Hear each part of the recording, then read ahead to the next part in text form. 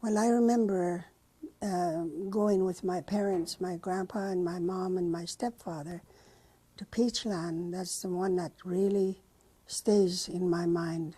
Trepanier and Deep Creek, because there's a lot of people that come from Penticton, from Vernon, Cairmews, other places.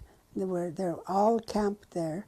They have tents and lean-tos made out of branches, and it's a regular village there for as long as the fish is running.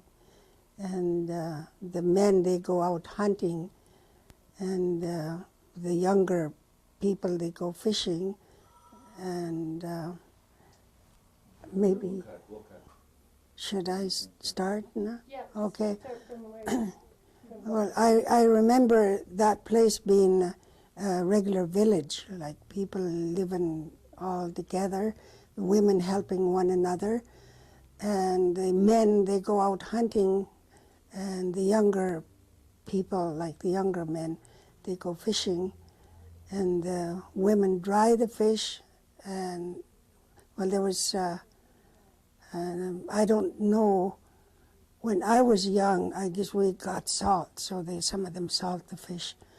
And when the husbands and fathers come back from the hills, if they have a deer, then all the women get together and dry the meat. It's more or less like gathering food for the winter, and they all help one another. Maybe there's a family that has no father, no hunter, so the men, they share what they get with this woman and her children. And the fish, I'll tell you, it was out of this world. The taste, I can still remember the taste when they cook it, even just barbecuing it or in front of the fire or boiling it. There is no taste that I can describe to you today that will tell you what it was like.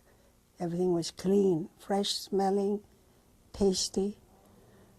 Whereas nowadays I don't eat any more fish because it's soft and it's ugly.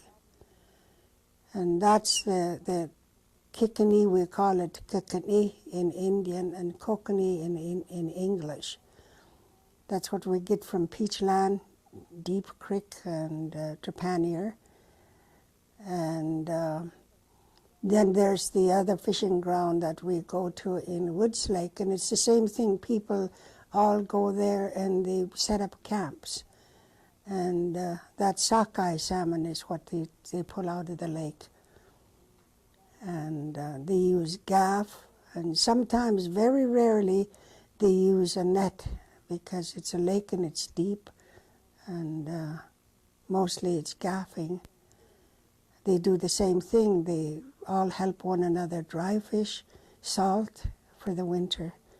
And that was our main food source, was dried deer meat and dry fish and salted fish, berries, dry berries, roots, some of the bitter root that we gather from the ground, and what do you call the Indian carrots, Indian potatoes. These are all gathered, dried, and put away. And that's what they used.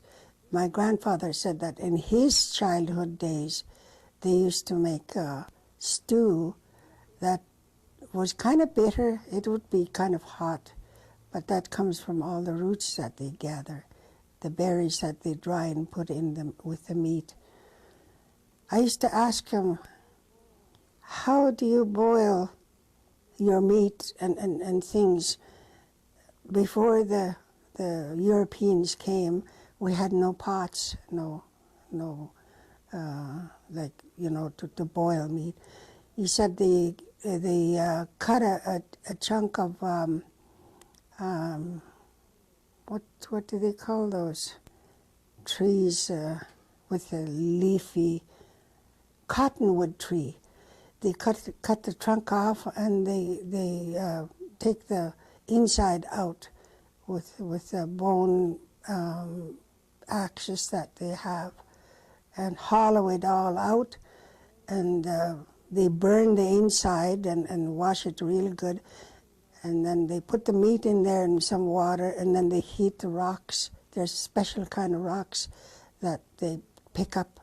They heat those and red hot, and they put it in the water, and that boils the water. They keep doing that until the meat is the food is cooked, and that's how they boil their things.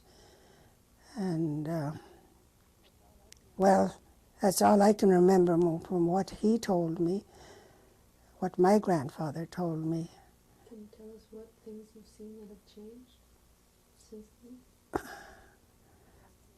I could stay here until next month of Tuesdays talking about the changes. Things have changed so badly that we all don't fish anymore. We don't do those things because we can't eat the fish because it's so contaminated and so badly contaminated that we can't. We even know that we can't eat that anymore. Even the deer, it's been a long time since my sons went hunting because it's no more good. You can tell by the texture of the meat. That has changed. Everything has changed. Can you tell us what changes to the water, the creeks or the lake? Well, the creeks and the lakes are so badly contaminated that you can't just go and drink from the creek or the lake like you used to. You take a handful of water from the lake and you can see with the naked eye the bugs that are in there, the contamination. And the creeks, you look at the rocks and see the discoloration in the rocks, and you know that it's badly contaminated. You either have to boil the water or get your drinking water from a treated water place. So what do you think should be done? The only thing that I can see that should be done to improve our water, our lakes and our creeks, is for people to move away from them.